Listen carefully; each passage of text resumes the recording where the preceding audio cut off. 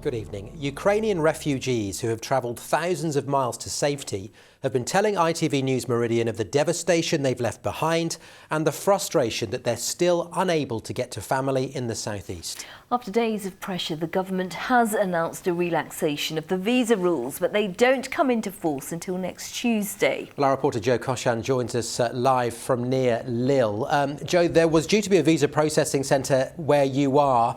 Problems, though, we understand with that. What's happening? What's the latest?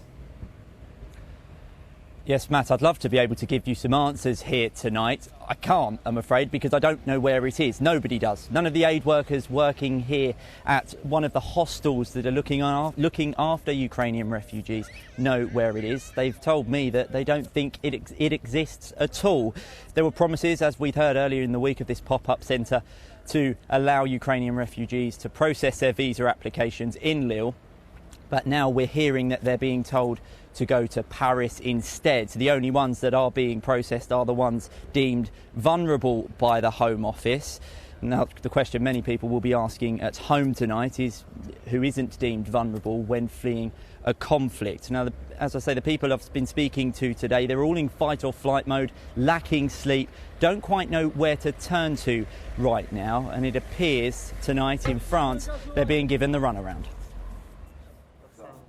Finding a new home is tiring, but 2.5-year-old Simone doesn't know the full extent of why he had to leave his old one in Kharkiv. This is why. Russian missiles continuing to demolish Ukrainian cities piece by piece. Sergei and his family had no choice.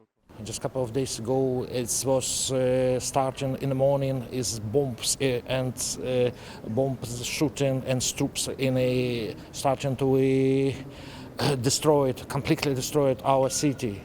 So we wake up in the morning, keep a hand, keep a for what they see, just close to me, just some documents, some what I see, and jump in a car and fly away.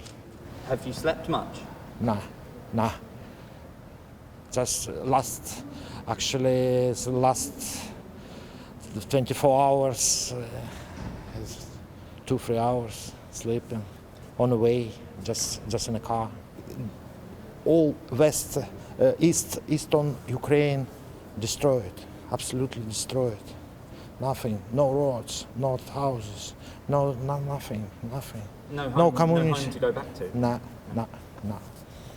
So my house is destroyed. So what can I do? Sergei has permanent residency in the UK, but his family do not. They have started their visa applications here at the port of Calais so they can travel to Kent, but are now waiting to be taken by coach back to Lille, some 70 miles away, to finish them off. Mr. Speaker, I'm grateful for this. However, from next week, the Home Secretary has promised an easier process. In short, Ukrainians with passports will be able to get permission to come here fully online from wherever they are and will be able to give their biometrics once in Britain. That comes as little comfort to those already here waiting. Claire runs refugee charity Care for Calais. She says it's been near impossible to advise Ukrainian families where to go. What's the point of having an online scheme if you then have to go for an in-person appointment? And there's been so many problems with the in-person appointments, hasn't there? I guess the question is, will it happen? How will it work? Will it work? Is it going to arrive in time? We just want to help people. We work with refugees, we understand how scared, confused and tired they are, and we just want to help them and reassure them. But it's really hard to reassure them when we don't have answers, when things keep changing. It's another anxious night in a hostel for Sergei's family and many others waiting for their visas. But they say even if they're not sure where they'll end up, it's safer than where they've come from. Well, Joe, we heard from the Home Secretary in your report there, but some of our MPs in the South East somewhat critical of their own government's response to the refugee crisis. That's right, Matt. North Thanet MP Sir Roger Gale hasn't minced his words in what he thought of Priti Patel's statement earlier in the week promising a pop-up visa centre in Calais, which proved to be not true. Let's see if he still thinks that, we called for her resignation, let's see if he still believes that should be the case. He joins us here outside Roubaix now. So Roger, From what you've seen today, you've spoken to Ukrainian families and aid workers yourself. Do you still think Priti Patel should resign, of how she's dealt with this crisis? First of all, I think we've made some major steps forward today.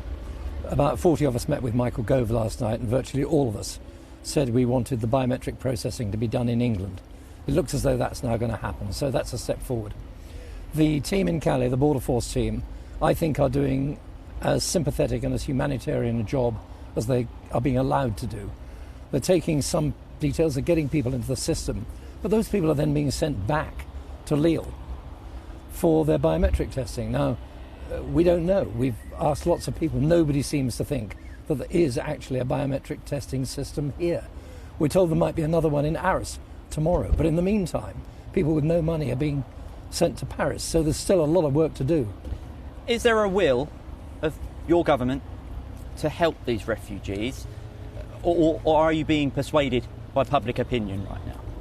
I think there's a huge amount of goodwill on both sides of the House of Commons on the backbenches. We want to help. We want to be humane.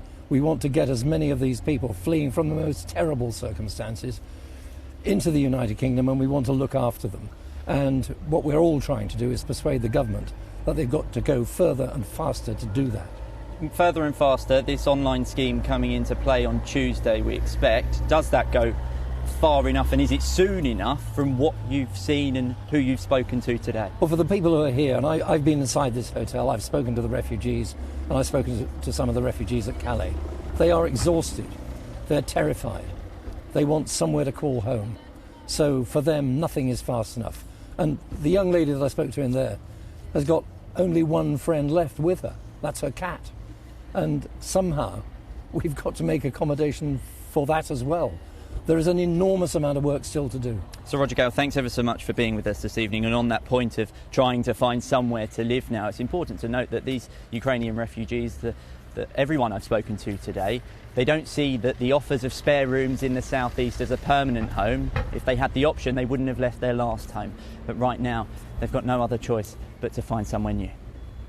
OK, Joe, for the time being, thank you very much indeed.